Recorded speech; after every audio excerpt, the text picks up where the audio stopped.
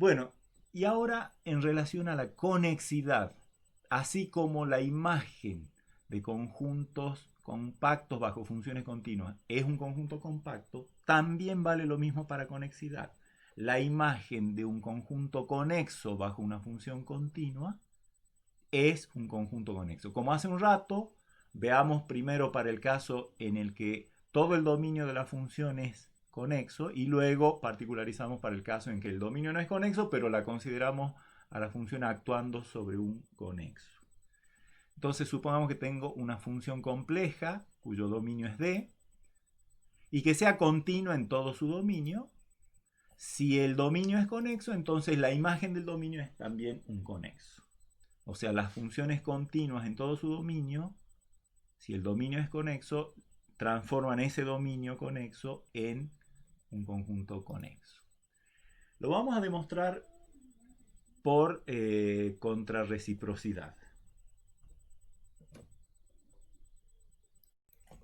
Es decir, vamos a suponer, yo quiero demostrar que si, o sea, mi hipótesis general es que la función f es continua en todo su dominio. Y quiero mostrar que si d es conexo, entonces f de d es conexo. La contrarrecíproca de esta implicación que quiero demostrar es que si f de d no es conexo, entonces d no es conexo. Así que vamos a suponer que f de d no es conexo. ¿Se acuerdan de la definición de no conexo? Que tiene dos partes que están contenidas en dos abiertos disjuntos, básicamente. O sea, si f de d no es conexo, quiere decir que existen dos abiertos disjuntos, que vamos a llamar E y F, tales que la unión de los dos cubre a f de d, o sea, E unión F, o sea, f de d, este conjunto, está contenido en la unión de estos abiertos disjuntos, cada uno de los cuales contiene alguna partecita no vacía de f de d. ¿Sí? Si hacemos un dibujito, querría decir más o menos que yo tengo los planos z y w, la función f actuando. Bueno, acá estará su dominio D. ¿Sí? Todo esto será el dominio D. No sé si es conexo o no. Pero con f de D puedo identificar dos abiertos que voy a, con colorado, digamos, E y F, con verde lo voy a hacer, disjuntos, cada uno de los cuales contiene alguna partecita propia de f de d.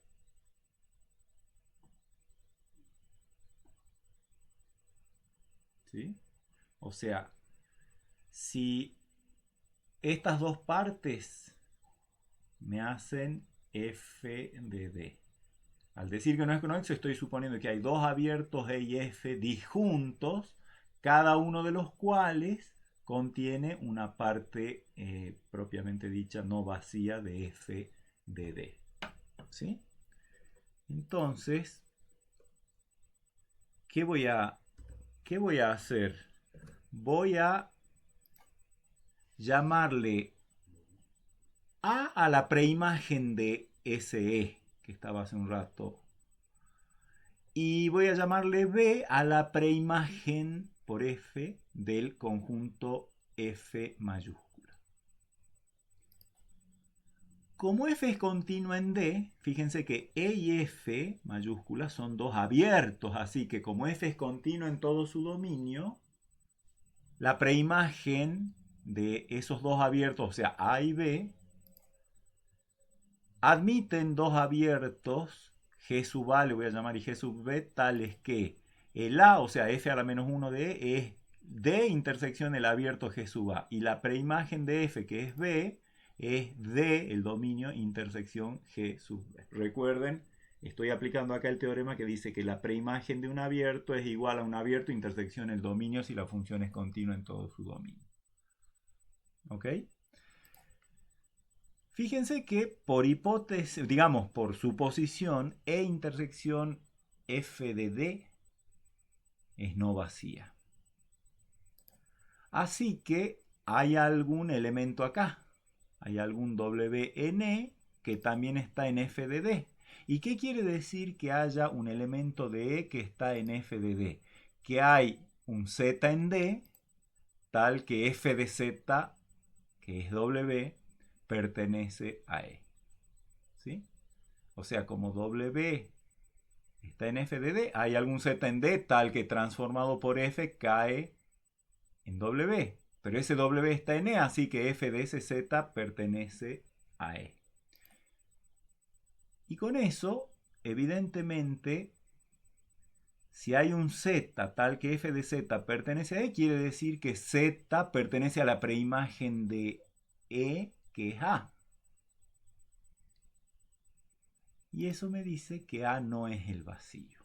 O sea, gracias a esta suposición, el A no es el vacío y análogamente el B no es el vacío. O sea, estos dos son no vacíos. Muy bien. Veamos que la unión de estos dos me da D, todo D. Lo hagamos por doble inclusión. A unión B, bueno, es f a la menos 1 de E, o sea, A, que es D intersección G sub A, unión B, pero B es D intersección G sub B. Y por propiedades de uniones e intersecciones, esto es lo mismo que D intersección G sub A unión G sub B. Pero G sub A, ¿quiénes son G sub A y G sub B? Justamente abiertos, ¿está bien? Que esto directamente acá D intersección cualquier cosa es un subconjunto de D, que es lo que estoy necesitando ver para ver la primera contención. A unión B, subconjunto de D, porque esto es un subconjunto de D. Lista la primera contención. Así. Ahora tengo que ver la otra contención. Al mismo A unión B, ¿qué es A? F a la menos 1 de E. ¿Qué es B? F a la menos 1 de F.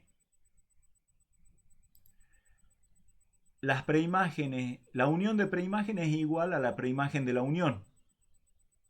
Teoría general de imágenes y preimágenes de conjuntos. La que es más jorobadita es la intersección, pero la unión anda muy bien.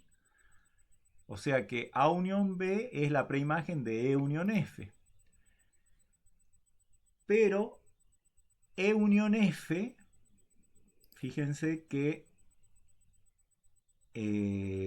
digamos, f a la menos 1 de E unión F contiene a f a la menos 1 de f de D, porque E unión F contiene a f de D.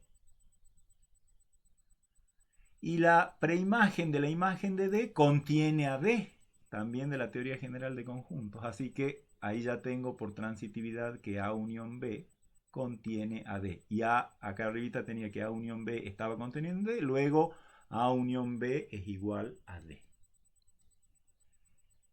O sea que fíjense, en cuanto yo supongo que f de D no es conexo, inmediatamente construyo dos conjuntos no vacíos A y B cuya unión da D.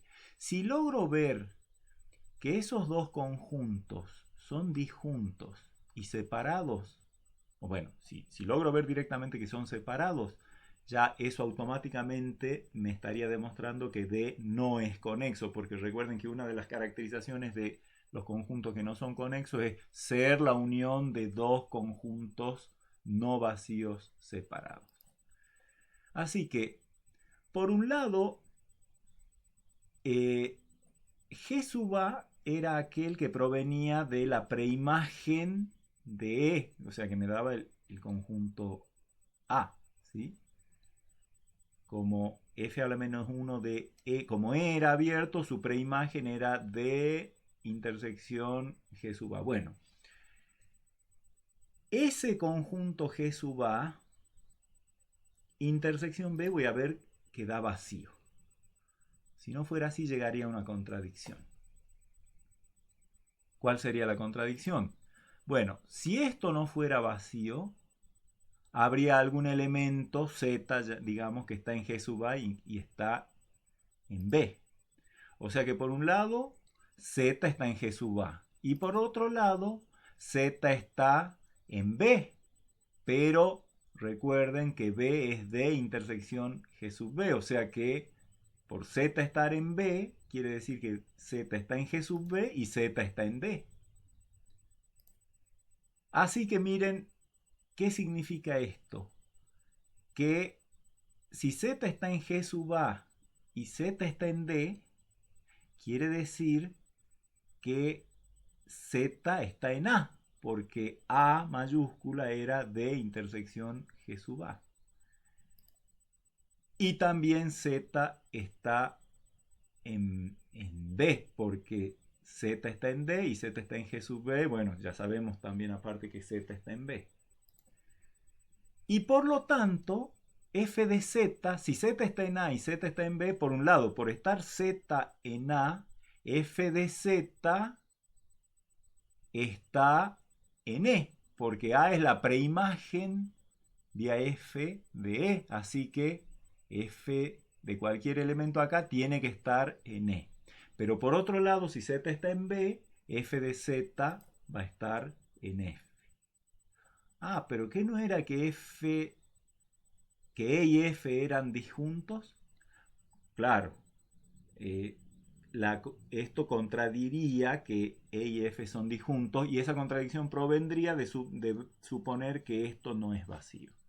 Entonces, esa contradicción me dice, esto tiene que ser así porque en cuanto yo supongo que no, llegó a una contradicción.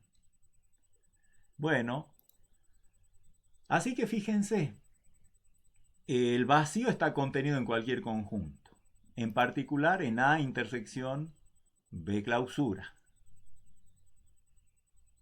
Sea quien sea A y sea quien sea B clausura. El vacío está contenido en cualquier conjunto. Pero ahora me voy a detener un poquito en esto. A y B clausura, fíjense que A está contenido en G sub A. Y B clausura es B clausura, así que esta intersección está contenida en esta intersección. Pero fíjense que como G sub A es un abierto que no tiene intersección con B, por más que lo clausure a B, tampoco voy a seguir tocando al abierto G sub A. Esto es una propiedad que hemos demostrado hace un tiempo. Si un conjunto no tiene intersección con un abierto, la clausura de este conjunto tampoco tiene intersección con el abierto. ¿Sí? O sea, G sub A inter B igual a vacío implica que B clausura intersección G sub A es igual a vacío. Así que este conjunto A intersección B clausura contiene al vacío y está contenido en el vacío, por lo tanto es el vacío. Y análogamente, A clausura intersección B es el vacío. Y por lo tanto, D es disconexo porque arrancando de la hipótesis de que f de D no es conexo, llegamos a ver que D es la unión de dos conjuntos no vacíos separados. Así que D es disconexo por ser la unión de dos conjuntos no vacíos separados. Y a eso quería llegar por la contrarrecíproca. Arranqué de que f de D no es conexo, llegué a que D no es conexo, que es lo mismo que probar que si D es conexo, f de D es conexo. Esto me dice entonces, si una función es continua en todo su dominio y el dominio es conexo, entonces la imagen del dominio también es un conexo. A eso lo podemos adaptar, así como hemos hecho hace un rato con la compacidad. Si yo tengo una función de algún dominio, de algún subconjunto de los complejos a los complejos, y tomo un subconjunto del dominio que sea conexo y la función es continua en ese subconjunto, entonces la imagen de ese subconjunto conexo es conexo, que se recuerda fácilmente y va a ser muy importante, igual que lo de la compacidad, diciendo funciones continuas actuando sobre conjuntos conexos los transforman en conexos. La demostración es muy parecida a la que hicimos hace un rato en relación a la compacidad. Si yo considero la restricción de esta f al conjunto C, esa es una función que va de C a los complejos.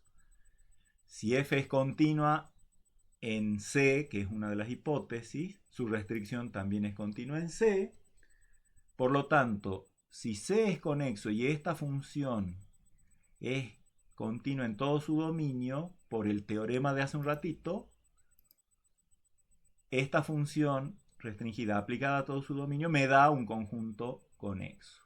Pero como las funciones f y f restringida dan lo mismo cuando uno toma cualquier z en C, termina siendo que la imagen de del conjunto C bajo la función f es la misma que la imagen del conjunto C bajo la función restringida C. Y así que como esto es un conexo, por el teorema anterior, f de C es conexo. Y esto trae un corolario que nosotros ya lo imaginábamos, que lo podríamos haber demostrado de otras maneras, pero lo sacamos ahora fácilmente. Cualquier segmento del plano es un conjunto conexo. ¿Se acuerdan que nosotros hemos demostrado la conexidad de los intervalos de números reales, sean abiertos o sean cerrados, o semiabiertos o semicerrados? Bueno, ahora un segmento en el plano complejo, ¿qué era? Una cosa determinada por sus extremos z1 y z2. El segmento de z1 a z2 era el conjunto de todos los complejos que salían de esta combinación lineal 1 menos t por z1 más t por z2 conforme t está entre 0 y 1. Cuando t es 0, acá tengo z1 más 0, o sea, estoy en z1. Cuando t es 1, esto se hace 0, estoy en z2, y para todos los t intermedios entre 0 y 1 obtengo todos los puntos intermedios en el segmento que va de z1 a z2. Si yo considero la función de variable compleja definida para todo el conjunto de números complejos, que a cada z le asigna, miren, voy a inspirarme en esta definición, a cada z le asigna z1 y z2 están fijos, ¿sí? O sea, a cada z le asigno z1 por 1 menos la parte real de z más t, perdón, más la parte real de z por z2. Esta función, cuando yo hago que el dominio sea el intervalo 0, 1, justamente me da todo esto. Así que, por supuesto que se trata de una función continua, porque la función parte real es supercontinua, z1 y z2 son constantes, así que todo esto me da una expresión que corresponde a una función continua. Así que, si yo observo este segmento, o sea, este resultado es simplemente aplicarle esta función f al intervalo 0, 1. O sea, es la imagen del intervalo 0, 1 vía esta f. Eso me da exactamente esto, ¿sí? Y por lo tanto, como el 0, 1 es conexo y la función f es continua en todo el plano, en particular en el intervalo 0, 1, por el corolario anterior, la imagen, o sea, este segmento es un conjunto conexo.